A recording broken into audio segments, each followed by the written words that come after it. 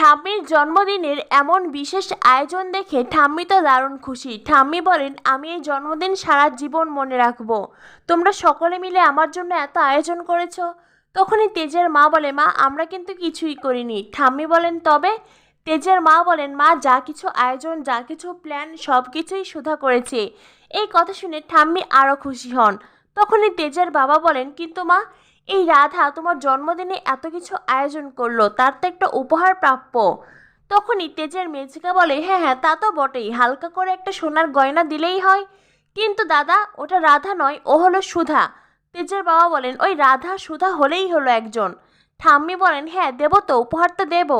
আমার নাতবউ আমার জন্য এত সব আয়োজন করেছে, আর আমি তাকে উপহার দেব না, তা কি করে হয়? এরপরই ঠাম্মি চাবির গোছা বের করে সুধার সামনে ধরেন। ঠাম্মি সুধাকে বলেন, এই নাও নাতবউ, আজ থেকে আমার এই সংসারের সমস্ত দায়িত্ব তোমার।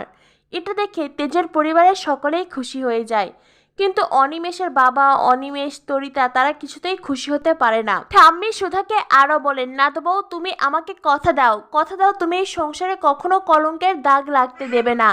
আর গজাননের পা ছুঁয়ে প্রতিজ্ঞা করো, তুমি কখনো আমার কাছ থেকে কোনো সত্যি আড়াল করবে না। সুধা ঠাম্মির হাত থেকে চাবিটা নিতে গেলেই সুধার হাত কাঁপতে থাকে, কেননা সুধা তার জীবনের একটি চরম সত্যি এই পরিবারের সকলের কাছ থেকে আড়াল করেছে।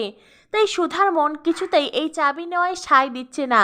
ঠাম্মি বলেন, কি হলো নাতবউ, যাও গজাননকে গিয়ে প্রণাম করো, পা ছুঁয়ে প্রণাম করবে। তখনই সুধা গজাননের সামনে যায়, গজাননের পা ছুঁয়ে সুধা প্রণাম করে। তখনও সুধার হাত কাঁপছিল। এরপরেই সুধা ঠাম্মির সামনে এসে বলে, ঠাম্মি আমি এই চাবিটা নিতে পারবো না। ঠাম্মি বলেন, কেন নাতবউ?